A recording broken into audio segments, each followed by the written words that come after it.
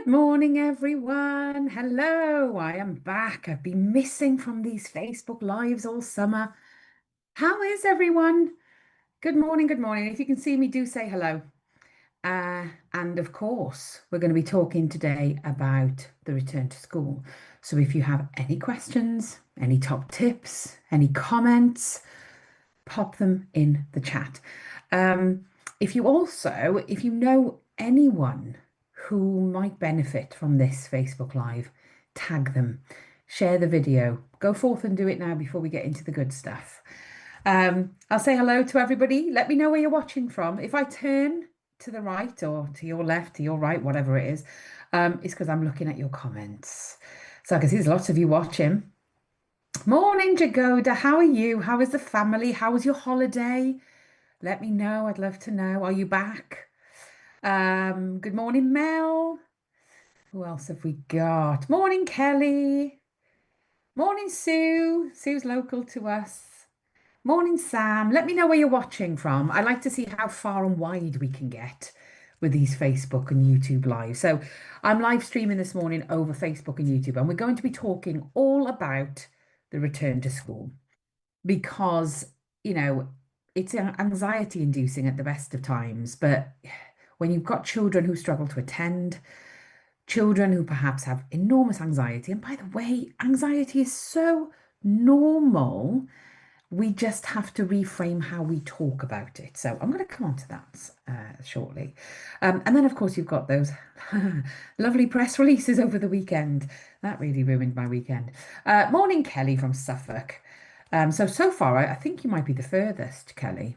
Well, I think you're the only person actually who's said where they're from. So you're definitely the furthest. Do let me know where you're watching from.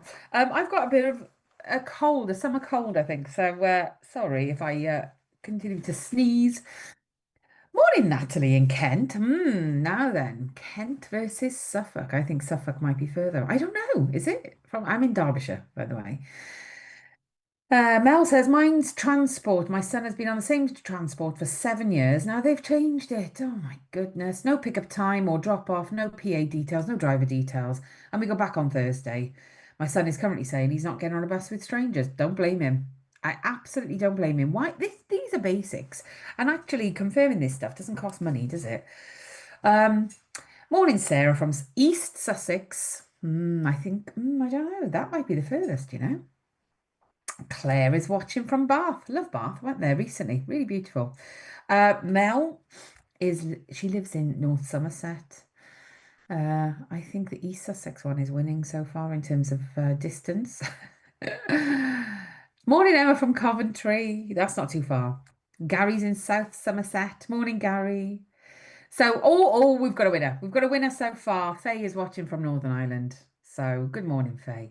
Right, I better switch that off. ADHD brain. Okay, I will come back to your comments in a second, but I'm just not going to look. Because if anybody knows me, you will know it doesn't take much, for that squirrel moment. So I'm Chrissa, by the way. Not sure if I introduced myself. I'm Chrissa. I'm the founder of Sunshine Support.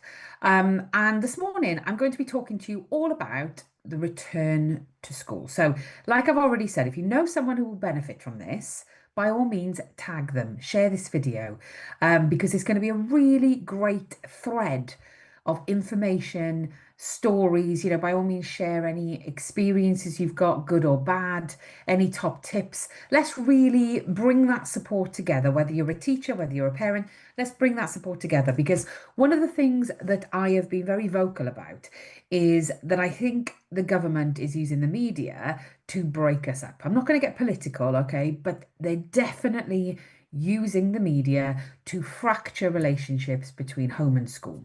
Because what happens when they fracture relationships? We become weaker. And so they can do what they like. So I'm all about let's just work together, okay? We'll all be different, but we're all there with the same aim in mind, which is the kids. So let's all just come together, support each other, give some top tips, give some really great experiences, bad experiences as well, because I am often inspired by bad experiences because you kind of look at it and go, how could I fix that? How could I be better in my own approach? So do share, share, share, share. And of course, say hello in the comments, and I will come back to them throughout. Now, I know so many of us are feeling really frustrated right now. We're worried. I'm one of you. I'm a mum of four. And it's not just about the return to school, is it? But it's about, the news, like I said, on the weekend from the MP, Bridget Phillipson. And I think that that press release was very well timed. And I think it was an awful thing to do. And I think it's been designed to hit us at a really hard time. And that to me isn't the sign of a good civil servant. Anyway, I will keep those opinions to myself, although if you head to my Instagram page, I share them a lot. So, in the comments, please do tell me, how are you feeling about the return to school? I know some of you have shared some stuff already, but how are you feeling about the return to school? Because for me, it's really tricky this year because I've got, like I said, four kids. One of them has left education. That was by far the trickiest one, in terms of experiences. My next one is very, very confident, very loud. I mean, the apple doesn't fall far from the tree with with that one. But actually, because she challenges everything and she makes a bit of a nuisance of herself in a really lovely way, I always feel that she's safe because she speaks up and she has the power and the voice to self-advocate. So it's just absolutely brilliant. But I have twins going up into year seven this year. So naturally, I'm quite anxious about that because it's a brand new setting and it's a really big school and it's a lovely school, a really lovely school. But I worry. I'm a mum. I'm meant to worry, right? And I'm guessing you guys must feel very similar to that, but you'll have your own sort of experiences woven in there as well. One of my twins has an EHCP, and she does come onto Facebook Lives occasionally to talk about developmental language disorder, something she's very passionate about sharing awareness of. Um, and so I've got anxieties there, because you've got this, have I chosen the right school? You feel that more intensely, I think, when your child has special educational needs and disabilities. So I will come back to your comments, but please do share your stories. Um, Now, emotions are big this time of year, and I think that you've got that mix of relief that they're going back. Woohoo! Because let's be honest here, that the summer holidays are tricky, particularly if you're trying to work as well. And it does feel like this relentless, you know, parenthood journey. And I shared with somebody yesterday, I think I'm on week 25 of the summer holidays. It's actually week seven, I think, for the twins. It feels like week 25.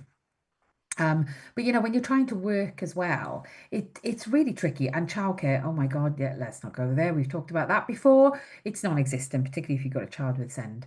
So you've got that sort of relief, and of course then guilt comes with the relief because you think, oh well, I should want to be with my kids, but we deserve to have some child-free time as well. Um, but then you've also got the anxiety about attendance. It's such a big drive at the moment from the DV, talking about attendance again. Some schools completely get it and they do not bow down to those pressures. And I'm really fortunate that the school that my children are going to is one of those schools. They don't bow down to those pressures and they've got their own way of doing it. Um, Uniform battles, oh God, they've already started in this house. Well, what if I could change these trousers for these trousers? Some schools, again, more flexible than others, but it is anxiety inducing.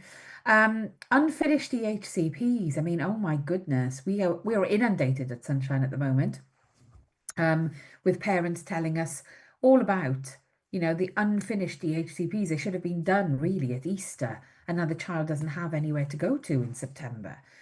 You've got trauma from last year, you've got experiences from last year, good and bad. And then, like I say, the added threats from the government. Um, I'll be honest with you, it has crossed my mind more than once to deregister my kid and just do it on my own. But I think I would really struggle because of my work and the fact that it's so demanding. And then you feel guilt on top of that. And I work with someone who homeschools, home educates all three of her children, and she works as well. And I must say, as busy as that household is, the kids are so content and they don't have these peaks and troughs of anxiety like this. Everything is very child and human centered. So when the government are going on about, oh, well, there's all these children being home educated and missing from education, I don't think at all that it's going to harm them. I think they're much happier, much more content, much healthier children who are learning outside where we should be, and doing things their way. But they're still hitting all the targets. They're still on track to do their exams. So it's really tricky. Doesn't suit everybody, but I totally see the pull. And then, of course, for us, we're managing the kids and we're trying to regulate our own emotions to make sure that we're regulated enough for them. The kids are nervous, they're restless, they're probably not sleeping very well. They're worried about friendships. I've got one of mine who doesn't have any sort of recorded additional needs, has enormous worries about friendships. And she's picked up with this beautiful little group of girls, and they all worry about friendships. And so it's quite a nice mix, actually. They all seem to be really kind to one another, which is lovely. Um, the kids are also feeling shame. Things didn't go so well last year. If they struggled a bit, they're still feeling that shame. And particularly if they've struggled to attend before. And often they can't tell us because they don't have the words for that yet. I mean, we struggle, don't we, with our own anxieties and, trying to explain to other people, I'm really worried about this. And particularly when people gaslight you and go, oh God, I wouldn't worry about that. Um, so I think, a lot of you watching this morning will probably be parents. Quite a lot of teachers have gone back, whether the kids have gone back or not. But I do think that it's really, really important that we factor in what the teachers are going through as well. Because at this time of year, I think that we think that they know what they're doing and they're prepared for anything that comes their way. But I chatted to our lovely team of educators here at Sunshine because we've got quite a big team of educators. And they're actually running a bespoke week for teachers in at School Avoidance Awareness Week in a few weeks' time on the 22nd of September. And we're really passionate about supporting teachers and helping teachers and parents to work together for the benefit of the kids. Anyway, I had a chat with them and I asked them, how did you used to feel when you were back in education about this time of year? And they told me some really heartbreaking stuff. And I think listening to them and listening to their stories, they shared with me that many teachers will be feeling as though they're under immense pressure from senior leadership, and their autonomy has been stripped away. I've got one of my closest friends is a teacher, and she's been teaching in, sorry to say, like over 20 years, 25 years. And she said when she first came into it, she was trusted to teach in the way that worked for her. She had autonomy. She's always been very, very open-minded and curious about SEND, about any kind of diversity. And nowadays, that autonomy's gone. It's all about the structure that comes down heavy from above, wherever that above is. I'm not necessarily saying that's a head. I'm just saying that it could be wherever, Ofsted, DV, whatever.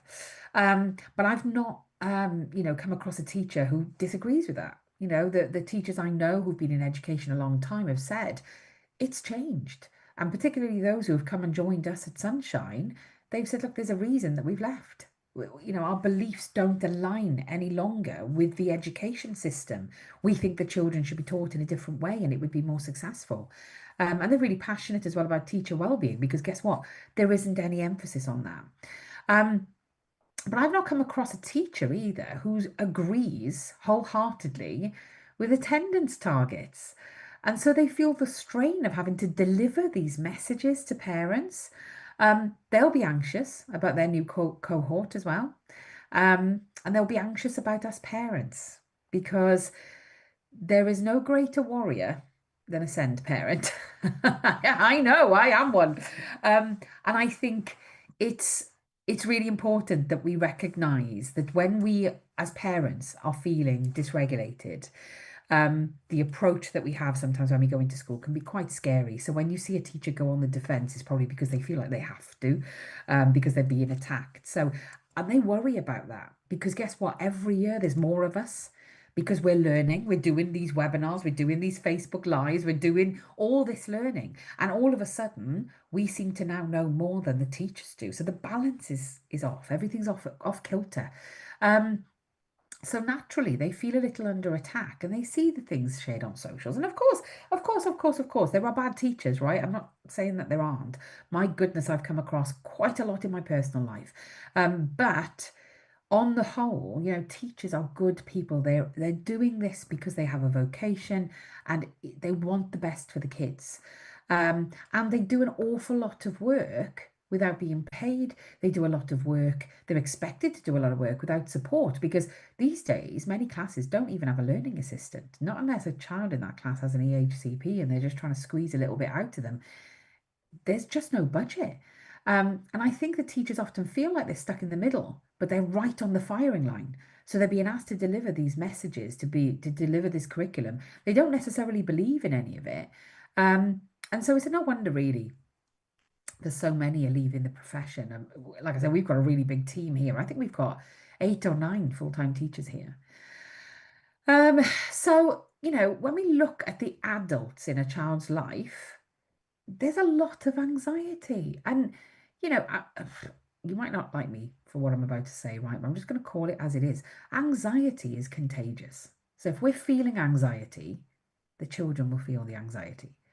How many times have we gone into a room and said, ooh, you could cut the tension with a knife in there. You can feel it. You can feel tension. So when people say, it's all in your head, it's not. You can feel it. And if your child is neurodivergent, they will feel even deeper. When they say neurodivergent people can't read a room, I think half the problem is that we really can read a room and it terrifies us because we read too much. There's just so many emotions going on in a room. So I think it's really important that we recognize that we have anxiety as adults and the children will feel it. So I'm here to validate you, okay? If you're feeling anxious, that's okay. It's okay to feel anxious because of all the things that I've talked about. You love your kids so much. You want the best for them. You care so deeply. So, of course, you're going to feel anxious. And I think when we recognize that and we truly work on understanding where it's coming from, that's where the good work will come from. Because for me, I feel anxious. I feel quite anxious this week. I've shared that with my kids. Rather than them feel it and try and pick up on it and go, oh God, mum's not in control. She's feeling anxious now. I need to feel anxious. I just sit them down and go, God, girls, this week I feel quite anxious. I feel quite worried about getting all these uniform bits together. And oh, me and my ADHD brain, I've left it till last minute again. I really hope we can get the trainers you want. Um, I'm doing my best for you. It's quite interesting, the comments that come back from them where they say, oh, it's okay, mum. We all get a bit like that. But when you model it, it's quite interesting to see how your children respond to it. So my kids have shared with me all summer, they'll have a little, wobble and they'll say, I'm really sorry about that wobble. I think it's because I'm really anxious about, and it's always the return to school. I'm anxious about the type of trousers I'm expected to wear. I'm anxious about one of mine. I did a reel this week, said to me, I've not had my timetable. I want to know which teachers I've got. There are a couple of teachers I really want, and there's a couple of teachers I really don't want. And so it would be great if I could know my timetable. I wonder why they're not giving it. And at first I was like, yeah, but nobody's got their timetable. It's fine. And she's like, but I don't have it. I thought, wow. I said, thank you. Thank you for sharing that with me. Thank you for teaching me that. And I'm sorry that I've just poo-pooed your idea there. It wasn't particularly validating. But again, having those honest conversations where you own up to stuff, I think is really, really useful for our kids. Because when we start to model that and we say, this is making me feel like this, your kids will start to follow suit. Takes a little while. I've been doing it with my little lot, since they were tiny. So I say my little lot, they're all in senior school. They're not little anymore. But particularly my twins, this has been from birth. So it's very, very natural. And I think it's quite unusual for some parents to witness because my kids do talk about emotions a lot. They're very loud about it. And it keeps them safe because they'll say, I don't feel safe in this environment. And they actually call it out and they'll say, my fingers feel tingly. I don't feel safe in this environment because. And I think that that is just one of the best skills that you can teach your kids. Anyway, I digress. I digress. Shock horror. Anybody who knows me? I digress. So validation, really, really important. Okay, really important that we validate ourselves. But if you are in a mum's group or a dad's group or a teacher's group, whatever, with your friends, validate one another. Say, God, that sounds really tricky. I can totally appreciate why that is really difficult for you. I can totally understand why you're feeling anxious and your heart's beating really fast. I can totally understand why your health has taken a bit of a dive over this level of anxiety. What can I do to help? Can I just sit here and listen? Sometimes that's all you can do. So, one of the things we've got to do, of course, is, absolutely recognize the anxiety, but then work on how do we lower it? Because one of the things that frustrates me is that people just accept that in their lives. It doesn't have to be. You can work on it. Um, Anyway, again, I digress. There are loads of courses on anxiety on our Sunshine Academy. Talking to your kids is really important. And we've got a course all about how to tell your children, how to coach your children, but also to how to understand it in you. But I'll leave that there. If you want any information on those courses, please just comment with Academy and the team will send you a link.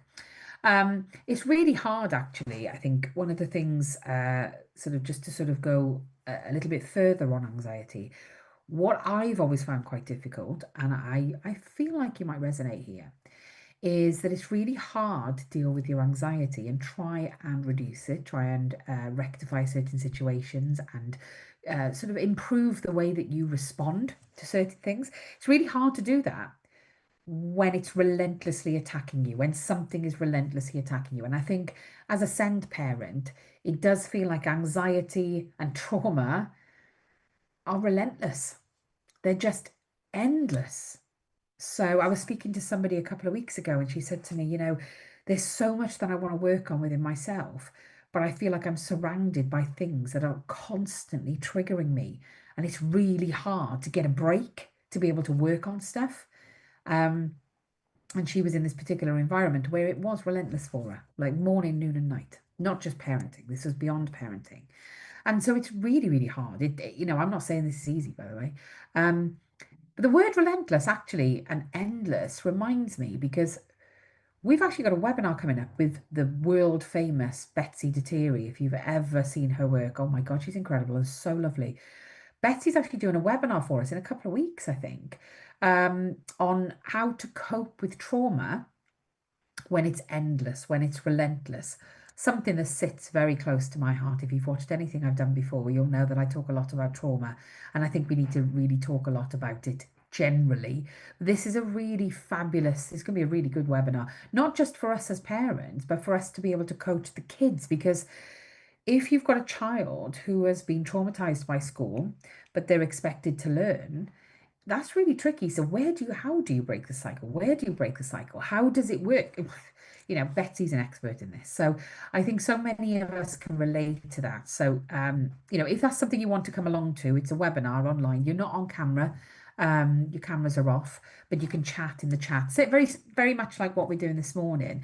If you want to come along to that and you want the link for it, just comment below with trauma and the team will send you a link to that particular webinar. Anyway, shock horror, I've digressed again. I think it's really important, though, that we face this new year with curiosity. Let's try and remove that judgment. I like that phrase if you've watched me before. Less curiosity, more curiosity, less judgment. But also, I think we need to acknowledge that it's been really tricky to this point. The reason you're watching this is because it's not straightforward. And I think the big emotions that face us on the return to school, we need to acknowledge them, okay? And they're okay. They're not bad emotions. They're keeping us safe, okay? They're warning us, we've been here before, I've felt this before, I don't feel comfortable. That's your kids and you and teachers, anybody watching this. So I think it's really important as well that we recognize that none of us are the enemy, okay? And it's really important that by remaining curious, that will really help us to reframe what school is about. You're all doing the best with what you've got. And so give yourselves a big pat on the back. Okay. So, how do we help our kids? I mean, there are so many resources out there. One of the places I would absolutely recommend is Bridge the Gap. We've done loads on with Bridge the Gap. We've got loads of courses with them. If you go to our Sunshine Academy, actually, there are tens of courses by Bridge the Gap, and we've got loads more booked for this year as well. Um, but also, we've done loads of Facebook Lives, YouTube Lives. Bridge the Gap, they're a mental health support organisation in Derby, but they have a ton of resources available online. And with these sorts of organisations constantly folding because of the pressures of finances, this is one that really you should be supporting because, and by supporting, go to their website, download their information, go along to some of their support sessions, have a look at their webinars.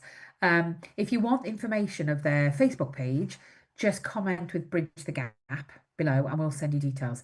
Bridge the Gap, though, have tons of free resources on their website, tons of free resources and ideas on their social media pages. It's really, really important. This is the kind of stuff you want to immerse yourself in. You can print stuff off their website and it's tried and tested. And these ladies are mums as well. So take a look. Anyway, I could do a whole Facebook Live on Bridge the Gap. So let's have a little think then about some top tips. By all means, share them in the chat. I will come to your comments shortly. But I think it's really important that we empower one another, to be honest with you, particularly in the landscape currently. We need to be there for one another. So let me just have a little drink. I'm just taking my electrolytes in the morning, being a healthy, good citizen. Um, so I think it's important, like I've just sort of got on about validating your emotions and feelings. I think it's really important that we acknowledge our children's feelings. It's okay for our children to be anxious. Let them know. It's okay, like I did with my girls. Name it, explain it, help them to understand where it's coming from. One of my children had a therapist, absolutely fabulous therapist, and he helped her to understand what anxiety felt like because he kept saying it's a physical response. This is not a mental health problem, it's a physical response. It's your nervous system saying, I don't feel safe. And then it displays itself in a physical response. And that was just mind blowing for me because I was like, that is totally right. I completely understand that. So, what he did was he worked with her to understand what that physical response was so that it didn't spiral. So, she had her own responses to it. And for her, she said she felt it quite strongly in her fingertips. So her fingertips would go quite tingly. And then she would feel something in her stomach. And then she would feel her heart. And so I think it affects us all differently. Okay. For me, I've got Crohn's disease. So it goes straight to my stomach. If I talk about any particular subject that triggers my trauma, quite often I have a physical response straight in my stomach. I then carry it like a backpack. That's how it feels for me. And I can feel the tension in my shoulders, in my neck, in my and sort of right on the tip here, which is why I think a lot of people think it's, fibromyalgia. I won't go into that now, but it's a trauma trigger. The pressure points. That's where you're going to feel the pain. But I think it's really important that we help our children to understand this. It's not up to other people to regulate emotions. It would be great if, I mean, yes, great in the coaching sense, and we can co-regulate and help them to develop these skills. But this is where we really teach our children to understand themselves because that's how they can self-advocate. One of my kids was trained within the zones of regulation. It's been absolutely life-changing for her. So she's able to say, I'm coming out of green and I'm going into this zone, and this is what I need you to do for me. She's 11. Oh, just said, nearly said 10 then. She's just turned 11. And I think it's really, really important. In fact, I've got a great resource here underneath some paperwork. Bear with me. Wasn't expecting to pull this one out. It's brand new because somebody nicked mine. It's a good one. So it's still in the packaging. But this you can get on Amazon. And this tells you where your nervous system is and how it reacts and what you need to do. It's honestly brilliant. I don't have the link for this and I haven't prepped the team, but if you have a look on Amazon, it's called the Autonomic Nervous System Precision Regulation. What to look for. It's not very expensive, maybe like £6 or something, but every therapist has this in their office. I like to have it because sometimes if I'm not regulated and my child's not regulated and I'm like, I need some help to know what to do, it'll tell you exactly what to do. So, for instance, if your child is in flight or fight, it tells you exactly what's happening. They're responding to danger, whether that perceived danger is real or not. They're responding to danger. And so it says put on brakes. Now, one of my children, the one who understands the zones of regulation, she will often say, I need to slam the brakes on. And I just think it's brilliant that a child is able to do that. Now, if children need to be heard though. So if a child is coming to you and saying, I'm coming out of the green zone, or whatever the language they use is, I need to slam the brakes on. We need to listen to them. What we don't need to do is go, oh, come on, let's just go and do a little bit more. No, they're telling you. They're telling you that enough is enough. In order to protect me, my nervous system, my mental health, my physical health, I need to slam the brakes on. So doing this emotional coaching with kids, sorry if I'm going a little bit over the top here. It wasn't necessarily meant for all of this. I was going to keep it light. But in true Chrissa sense, I haven't. Do some emotional coaching with your kids. Again, if you want to know more about emotional coaching, we've got tons and tons and tons of courses, resources, all available on our Sunshine Academy. Just comment below with Academy and we'll send you the link. So it's really, really important that we understand what anxiety is, how it presents itself in our kids, and it's important that we teach them the same. And I think when we're teaching our kids, we end up learning about us as well. Anyway, that's as much as I'll say about that topic.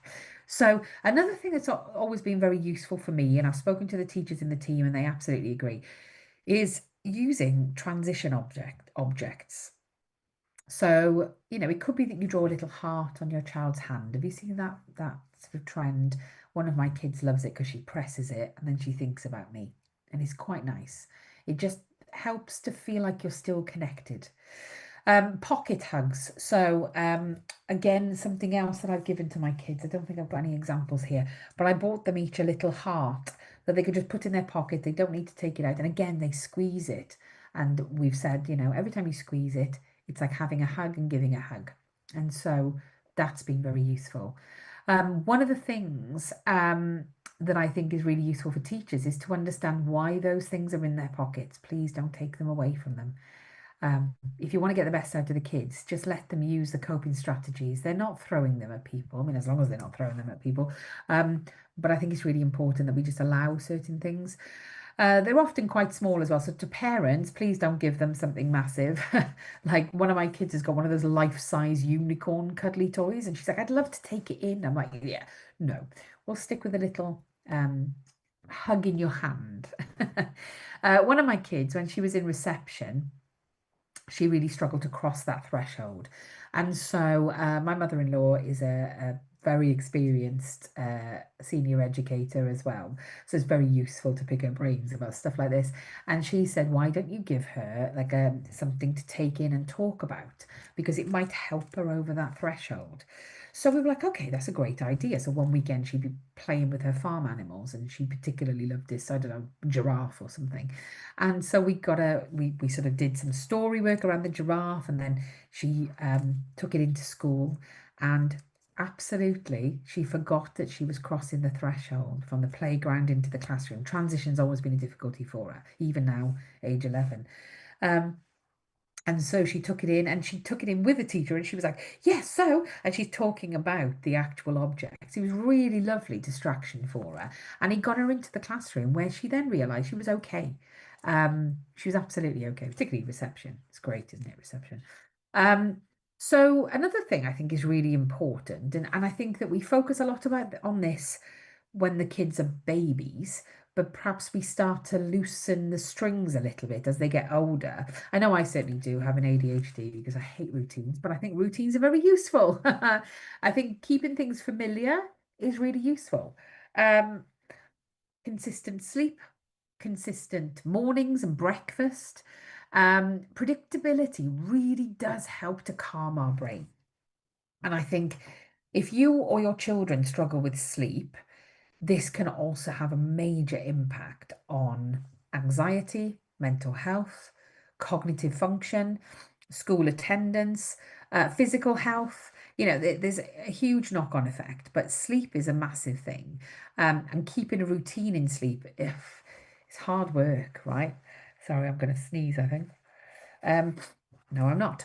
Um, so if, sleep for me, I've got one child in particular who really struggled to sleep. And we did absolutely everything, all the sleep routines, the sleep hygiene stuff. We were under cams. Um, and in the end, we had to sort of succumb to the melatonin, which is, not a bad thing. It's a natural hormone. We just need a little bit more of it because she had ADHD.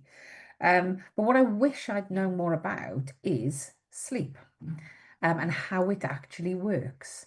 I really wish I'd learned more about it, um, because when I first set up Sunshine, I did a full day sleep workshop for parents, and we had the lovely Kerry Davis. If you've ever seen Kerry Davis, she's called the Sleep Fixer. She's amazing. She came for the day. It blew my mind. So when we moved everything online, I said to Kerry, please come and do some workshops for us online. And can you do some courses as well? So she has done all those things. And I must say, it's changed my life. As an adult, I've changed the way that I sleep, and I no longer struggle unless I'm really wired or particularly anxious about something. But my day to day, my health has improved, my cognitive function has improved. Um, and it's all because I've fixed my sleep. So Kerry's courses are available on the Sunshine Academy. And she's very, very, very neuroaffirming. And she's very, yeah, she's just brilliant with neurodivergence. So if you want to look at those courses, because sleep is, a major hindrance, or lack of it, lack of sleep is a hindrance to you and your family, then please do just comment with the Academy again, and we'll give you the link. Another thing I think really, really helps is building trust. So little rituals like I'll meet you at this tree after school, which is something I used to say to my twins when they were in primary. And it was often the last thing I said each day because it really built safety and it kept that in their brain all day. Mum will be at the tree after school, or dad will be at the tree after school. Um, my kids particularly loved this. Um, and I think by saying it, like I say, as they go in, as the last thing that you've said to them, it makes a real difference to their day to know that they'll be there. And I think Betsy Terry, she's going to be talking a lot about this, in terms of relationship connection building, in her trauma webinar that I talked about earlier. So I think you'll find that really, really helpful for everything. This is the thing with the courses that we do, is that, I think they benefit everyone because it's just having those sort of little bits of additional information that we can add to our toolbox to help us as parents and as teachers.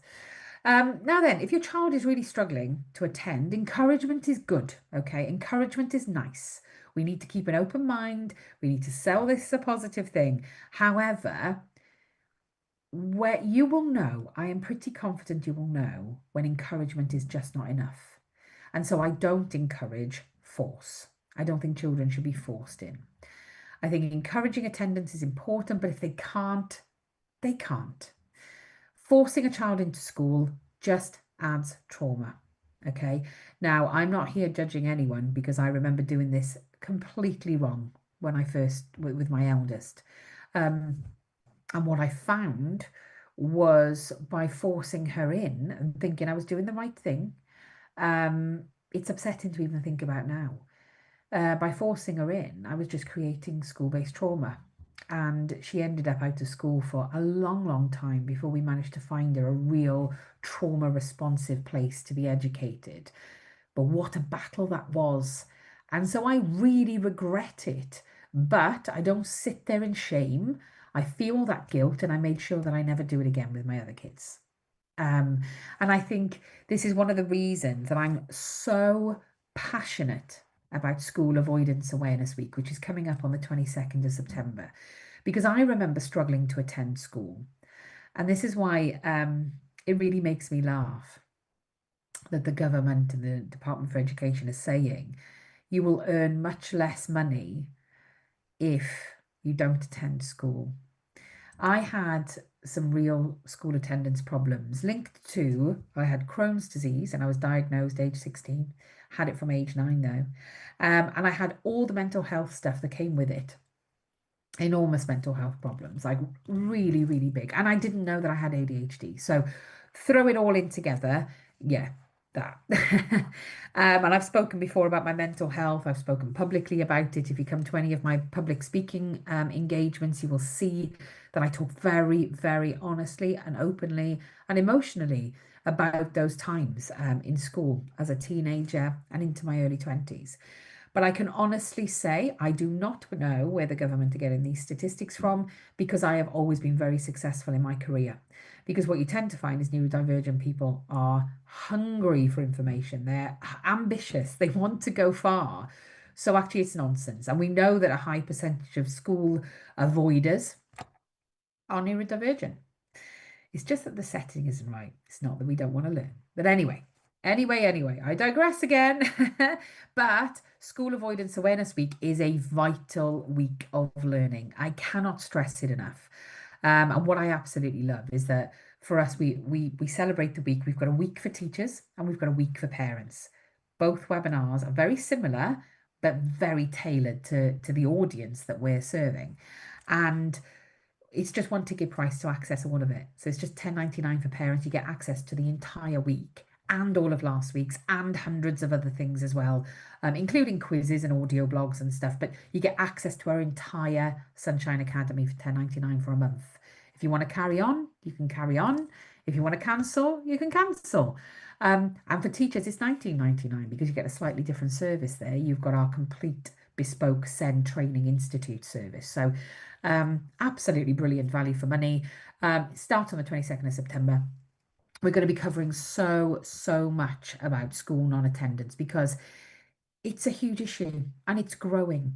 And I think it's really important that we understand if your child is showing reluctance or avoidance, that is their brain and nervous system working together to warn them that there's a danger. Now, that's that individual's perceived danger.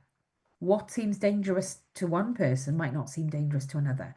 The danger might not be real, but they perceive it as real. So we must respect the fact that their brain and their nervous system is perceiving a risk, whether it's real or not. It's perceiving something as a risk. And that's why validation is so important, because if we say to that child who is saying, oh my God, I can't do it, I can't do it, I can't do it. If we say, yes, you can, and you start to gaslight them, it can really affect them because they're like, oh my God, I'm stupid. I'm ridiculous. Why can everybody manage to attend school and I can't manage to attend school? Why? Must be something wrong with me. And all of a sudden, that narrative has started.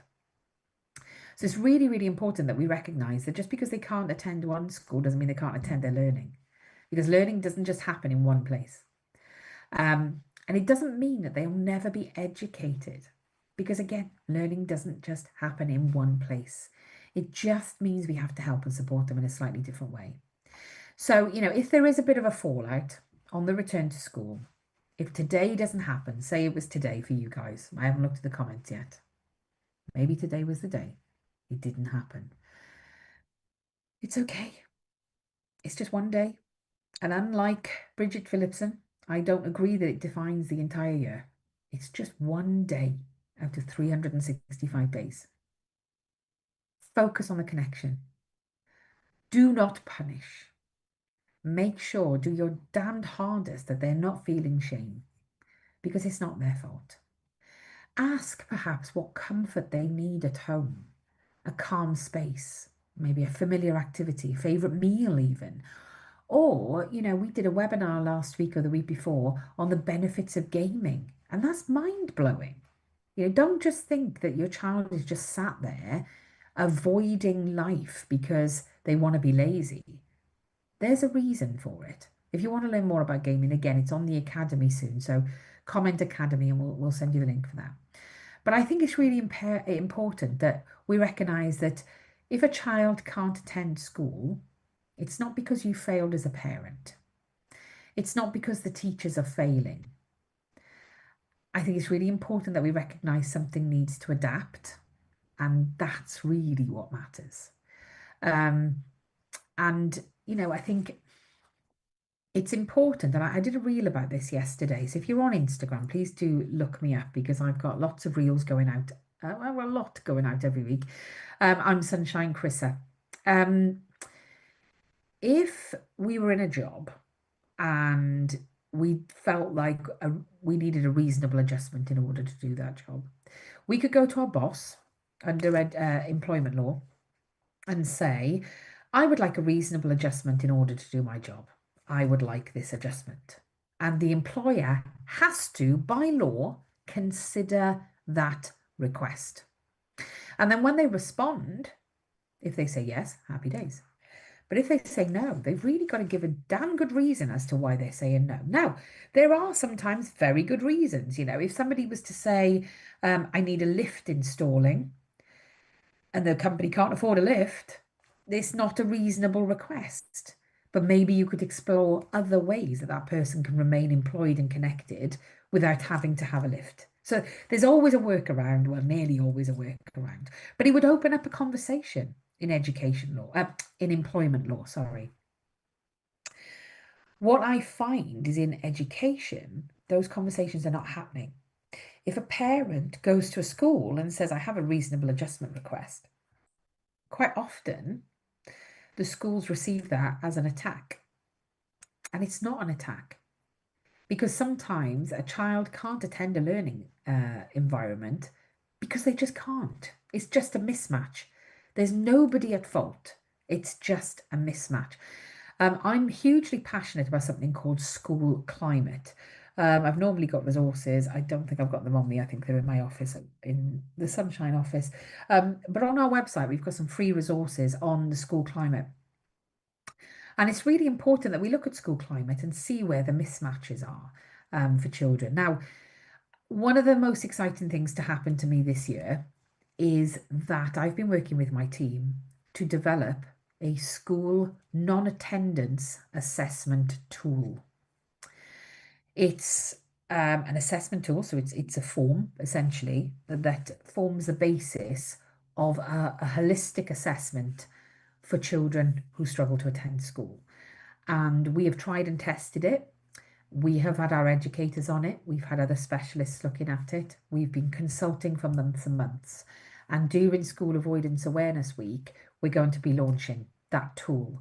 And it, of course, needs to coincide with all the training that we're doing that week. But it's brilliant for parents, it's brilliant for teachers, and it's even more brilliant for the kids at the heart of it, because it pulls everything I've just said together. We look at what are the barriers, but we need to be listening to the child. Now, sometimes the children can't tell us.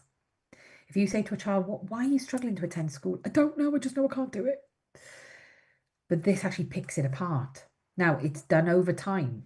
It's not going to be an hour-long thing, but it's a way of opening up that conversation with the child, but also highlighting that nobody is at fault. I mean, sadly, if somebody is at fault, it will be highlighted because the child will highlight it, but we have to respond to the information they're giving us. So this tool is absolutely brilliant, and I'm really excited to launch it during School Avoidance Awareness Week. In fact, it is available now to download on the Sunshine Academy, and it's got some very strict guidance on how to use it, but it's all in there. It's all in there, and we're very excited to see your feedback. But the feedback we've had so far is fantastic, and we've tweaked and tweaked and tweaked, and it's ready. It's ready for you now. So I'm really, really glad that we're able to do that. And so if you want more information on that assessment, just comment academy or assessment, and we will send you the link to the academy so you can download it, have a look at it. It's absolutely brilliant. Now, I think one of the things then, top tips in terms of teachers. Now, teachers, you don't have to listen to me. I'm not a teacher. I have worked in a school, and I've been doing this job now for 8 years, and I'm totally immersed in it. However, my top tips for teachers do not come from me. They come from other teachers. So I'm just delivering them because I'm the mouthpiece.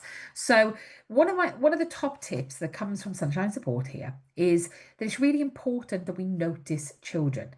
Don't put the burden on the child to be seen. I was really appalled to see in that BBC article this weekend that a teacher had said it's important for children to attend school so that they make themselves noticed to teachers. I'm not sure whether they were misquoted, but I just thought it was dreadful to say that. Like I said earlier as well, allow those comfort objects. Speak to mum and dad, speak to caregivers, speak to whoever's bringing the child into school and say, oh, yesterday they had a little heart in their pocket. Did you know about that? Yes, it's a hug in a pocket. That's fine. just wanted to make sure that you knew that they had it. Just be open, just be curious. Um, Being flexible about uniform is really, really helpful. A teacher recently explained to me that she had a PE class, and the school sadly had a very strict PE uniform rule, which she hated as a teacher. And one of the children in her class is autistic with enormous sensory problems. And she noticed that he would really struggle. And so she had a chat with his parents, and they said it would just be brilliant if he didn't have to wear those particular jogging bottoms.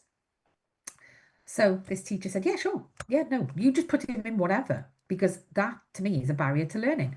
What a great teacher. So the child comes in, and in his PE kit, he's got what he needs in order to get that lesson done. And he thoroughly enjoyed himself. And this went on for weeks and weeks and weeks and weeks until the teacher had a supervision from the head teacher, an observation, whatever they call it. They came into the class, and she called out the child, and she pulled him out, and she said, "What are you wearing those trousers for? That is not school uniform." So the teacher did her very, very best to advocate for him, but guess what? Child never came back to school. Where was the barrier to learning there? It wasn't the trousers, was it? It was the teacher and the head teacher. Anyway, didn't cost the school anything to allow that child to wear the different trousers. So let's just be flexible. Let's create a little sort of a little check-in on the level of importance of different things, because I run a company, and I can honestly say that I don't tell anybody what to wear. Occasionally, I might say we're having some photos done. If you want to wear your bright stuff and your bold stuff, that would look great on the website. But nobody's going to get told off if they don't do that. That's just my lovely ADHD brain trying to get a lot of color on our website. But technically speaking, nobody is really, unless you're wearing a uniform for work or there's a health and safety risk like a doctor. I get that. But really, come on, let's create a little reality check here. Maybe create some check-ins as well. That was something that came from one of our teachers, like a way of sort of really checking in with children, because you get to know your class, particularly in primary years where you've got those 30 children-ish, and you get to know them. One of the things that the school that my children go to are doing is small coaching groups every morning. So I think they call it check in, check on, check out, and they do it Monday, Wednesday, Friday. Every child is then seen. And even if they don't speak, they don't have to speak, but the teachers have got eyes on them, and they get to recognize when they might need some help. And I think it's just great. It's a real fabulous way of coaching children. Um, and I think another piece of advice as well that's come from our team is to remember that you're not just teaching a curriculum, you're teaching safety. And this comes back to what I was saying earlier. Children will let us know that they don't feel safe, sometimes not in a very appropriate way, but we need to just look beneath the behaviours and understand what they're communicating. I think it's also important for teachers to recognise if a child can't come in, try to work out why. And this is why the School Avoidance Awareness Week for teachers is absolutely vital. And that tool that I was just talking about, the assessment tool, is going to be brilliant in understanding how the brain of a child perceives safety and danger. This is what it all highlights. Please know as well from me, a parent, that we are trying. We're very, very aware that the child is struggling to attend school, and believe me, it stresses us out more than it stresses you out. Remain curious, really try hard to leave that judgment at the door. Lots of advanced preparation as well. Lindsay, who runs our SEND Training Institute here, she's done some resources that are available on the SEND Training Institute. So if you're on LinkedIn, do seek out SEND Training Institute. Alternatively, look at sendtraininginstitute.co.uk. Lots of information on there. Meet the teacher sheets, things like that. Sending timetables. I did a reel this week that one of my kids, like I mentioned earlier, is really struggling with the lack of timetable. Pictures of the classrooms, videos, everything's so accessible these days. How do we get into the school? Where are you likely to walk? Where do you need to be on the first day? How does the classroom look? Class Dojo and different apps like that school buy into, there are, you can use those to be able to showcase this stuff, the very visual stuff. Hopefully you will have done lots of transition work last term. One of my daughters, I organised about 18 months of transition for her up to the senior school. And it's worked a treat so far. We've not gone back yet. I'll let you know. Um, but like I say, if you are a teacher, do check out the Send Training Institute because it's our division that's dedicated to teachers and it's created by teachers. So you don't have to listen to me. I don't feature on there at all. You just get to listen and connect with our teaching team here who are incredible. And we have quite the mix, but they have some real fabulous experiences. And many of them have worked in mainstream. So if you're a mainstream teacher thinking, oh, I don't want a specialist teacher telling me what to do, they're in a different setting. We have a mix here. So comment, send teacher training, and we will send you the links to the Send Training Institute. Now, there is law surrounding education. There is guidance. A lot of schools, a lot of parents don't know about the guidance and they don't know about the law. If you need any information on that, we're going to be doing courses on it during School Avoidance Awareness Week. It's way bigger than me being able to talk to you about it this morning on a Facebook and YouTube Live. These are proper courses done by our legal team. So if you want to watch those, again, Comment Academy, we'll send you the link. I think it's really important to sort of summarize that if a child is struggling to attend school, it's not the child's fault. It's not the parent's fault. It's not the teacher's fault. It's a complete mismatch of needs. Okay, and we have to recognize that. We need to reframe the way we look at school avoidance. And by the way, avoidance isn't a bad word. I hate all those comments that say, why are you using the word avoidance? Our nervous system will avoid anything that's dangerous. I've gone through perceived risk. It's very healthy. It's how it keeps us alive. I will not stop using the word avoidance. I have reflected and reflected and reflected, and I'm still very set on the word. But I think what we need generally that we're not getting from the government is compassion. I think we can probably all agree that. So I just want to say, I'm going to come to your comments now. You've got this, whoever you are watching this, whether you're a teacher, whether you're a parent, you've got this. You've got us as well, okay? Lean on us, ping us a message if you need us. Never suffer in silence. We're here. That's what we're here for, okay? There's a big team of us now. There's like 25, 27, I don't know. There's loads of us. And we have a real mixed set of expertise here. So you've got many of us, if not nearly all of us, are SEND parents. But we don't just come to this as SEND parents. We could be legal graduates, we could be experienced litigators, we could be head teachers, specialist teachers, early years managers. You know, we have got an enormous skill set here. Come and pick our brain. That's what we're here for. You're doing the best with the resources you have. Keep absorbing new resources. Keep looking for more information. Keep learning. And remember, children want to learn. I've not met particularly a neurodivergent child, like I said, that doesn't want to learn. Parents want children to be educated. Teachers want children to be educated and thriving. We're actually all on the same team. So don't let the government fracture us. You know the old quote, united we stand, divided we fall.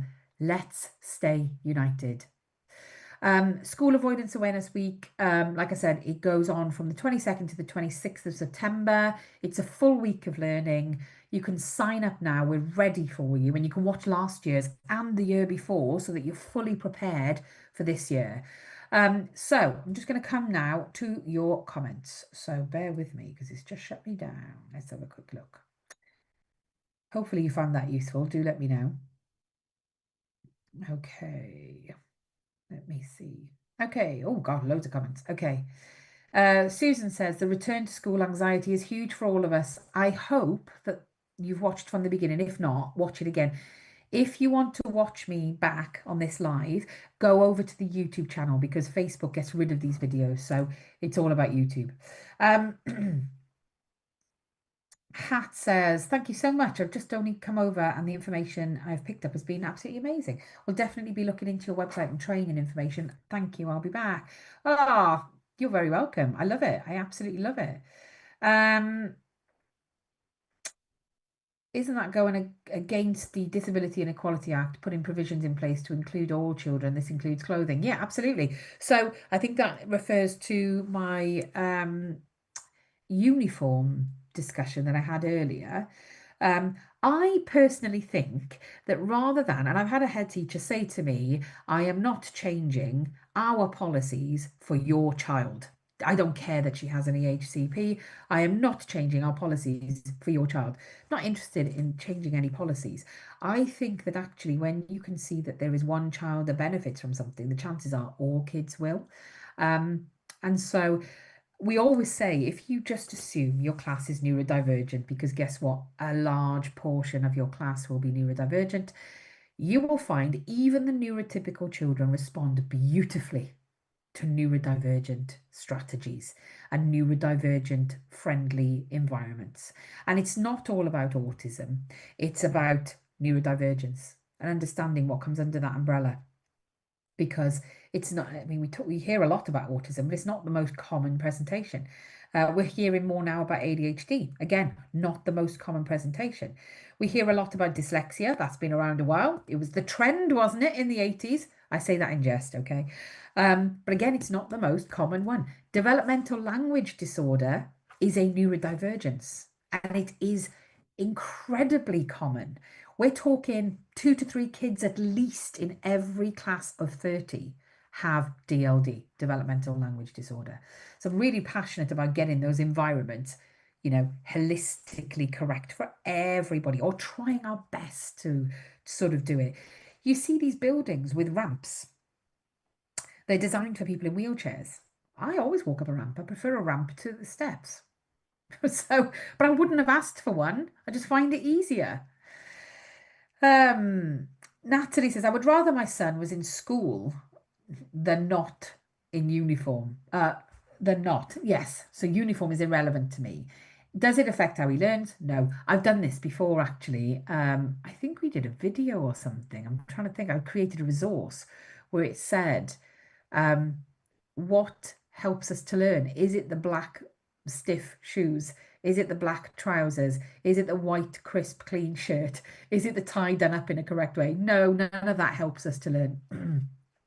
And these days, it's not important. Back in the day, ties and shirts were important. My granddad, he died a few years ago and he was in his late 80s. He always wore a shirt and trousers and a tie. That was something he did. He was very proud of that. But these days, that doesn't happen. We need to move with the times, don't we? Let me see if we've got any comments coming over from our YouTube channel. Teachers are often not trained in the law, particularly on attendance. This is coming from Gabby. And so can't always argue back with senior leaders. This is what clips wings, I think, really, isn't it? They can often only tell parents what they are told. So again, when as a parent, if you're going into school and you're saying, I know the law, believe me, I've been there. And the teacher says, no, no, no, that's not right. This is what's right. It's because that's what they've been told. And they're under pressure to deliver that message. It might not be correct though, okay? Stay curious. Gabby is a teacher. Gabby recommends that all teachers read the D of E guidance on attendance before they start back to work. It's not a very big guide either, but it's really important. We actually, we use that guidance in our webinars during School Avoidance Awareness Week, and we pull out the bits that are important for you. Gabby also, she is a specialist teacher. Going back to my comment about putting on the brakes, she says it's so important that our children are allowed to say this out loud in school and that they are listened to. And she said one of my class had a key, not a real house key, because he knew his mum would have to come back to school so she could collect the house key to get into the house. It helped him to feel safe in the knowledge that she was coming back for him. Cry a bit at that one, if I'm honest. That is really lovely. Really, really lovely. There's loads more comments. I've gone completely over time, haven't I? Carly says, so somebody has said, Gemma has said, it takes 40 minutes to get my son through the school gate. And then Carly has said, I can see the reply, but I can't see the original. Carly has said, same here. I now have asked for a TA that my daughter trusts to take her to class. The school receptionist is rude and shames my daughter on a regular basis when we arrive late. complain about that and actually say that, because I've had this conversation before where I've said, actually, that is preventing my child from learning. So please, can we change the approach there? And actually, if we remain curious and not too, I always like to call it a sandwich. Go in nice, deliver the bad news, end nice. um, but also, I think understanding that transition, so getting that TA to cross that boundary, cross the threshold, if that works, it works. And I think it's really hard for us parents because we see that transaction, if you like, on the gate, and we're like, are they going to be like that all day in school? So then we call school and we say, are they okay? And they go, yeah, they're perfectly fine. When they left you and they came into class, they're perfectly fine. And then that worries us because are they masking? It's just a constant guessing game. But this is why we have to work together. We can't do it on our own. We can't keep guessing what's happening in the other setting. Um, let's have a look. Kat says, my son has recently broken his arm quite badly and is in an above the elbow cast. I have horrific problems with the school last year who labelled my 5-year-old son as too intelligent to be diagnosed. Honestly, some of the quotes we hear. Fast forward, we were starting a new school who seemed very accommodating and wanting to help and support us better. He'll be starting school on Friday, and I don't know what to do for uniform because he won't wear a jumper because it's too tight on his cast. How do I keep my son calm and ready for school, but warm for school? Never done a neurodivergent child in a cast before. No. Anybody got any ideas for that one then? Um, because it isn't just about the uniform. Like you said, it's about keeping him warm. And let's be fair, it's a bit cold at the moment. I'm freezing sat here. Um, so it is a real tricky one because without completely changing the wardrobe, I wonder if school have got, and I don't know how you feel about this, but any spare jumpers that are bigger that you can wear temporarily, if he's happy to wear the jumper, of course. Have a chat with school. See if there's something. Maybe they'll allow him to wear a gilet, like a body warmer. So at least he's keeping the main part of his body warm. That might be an option. And if the school are quite receptive to that, it'd be worthwhile having a chat. But if you've got any other tips, guys, please do comment. Um, Nikki says the school say one thing but do another. It doesn't help in getting him through this door or even the school grounds. Inconsistency is an incredible, it's a trigger for trauma. We always say consistency is key. So if what's being promised is not being delivered and you're psyching your child up to what's being promised, that can be really tricky. I would call a meeting with the school. By the way, if you need any help, our consultancy team are going to hate me for saying this. We do have a fairly large team of consultants here. They can provide advocacy services, they can provide consultancy, they can come along to meetings, they can lodge complaint letters, they can be your non-legal representative in tribunals. You name it, we can do it. But we are pretty full. So it's first come, first serve, and then we'll be activating our waiting list in September because it's just so busy. But if that's something you want, then please do get in touch. If you need any help speaking to school and mediating a little bit, we can often do that for you as well. I'll do a few more comments and then I'll go, otherwise I'll be shouted at. Secondary schools here have a strict uniform, trouser, shirt, tie, blazers. My PDA ASD daughter, so PDA is pathological demand avoidance. My PDA daughter is in her last year of primary now, and I know she will refuse to go to secondary school due to not being able to cope with the uniform. I'm trying to get them to understand that she will lose out on education if something isn't sorted. The answer from everyone seems to be, well, she has to wear it, so tough luck. Everyone has to. Do you have any tips on what I need to get it put in place to get her a specialist school? Yes, I have a child with PDA. I managed to get a very specialist, fabulous provision for her. I did it the very hard way. I tried doing it myself to start with. This is pre-Sunshine Support, and this is why Sunshine Support exists. This very experience. And I ended up forking out a lot of money in solicitors' fees, which I now realise I didn't have to do because I could have used somebody like us. Not that there was really anybody about back then. And I ended up at the High Court and I ended up in child protection and I ended up in 3 tribunals. That's why Sunshine exists. We are very well versed with this and we really do know our stuff. We also have PDA specialist consultants here. So, what I would say is that is a whole conversation on its own. Please do get in touch. Send us a message, or if you comment with consultancy, I'll get one of the team to send you the link to the form that you need to fill out to become one of our clients. And we can absolutely help you. That's not a problem at all. Or, like I say, just ping us a message. Um, so there's a lot of people talking about EHCPs. If you sign up for School Avoidance Awareness Week, there are courses on there for how to apply for an EHCP. If you want more hands-on help, we have a fabulous all-day workshop at our brand new office in Derby. I'm not in it at the moment because the kids are still off school. But our new office in Derby, we have a hotel on site as well.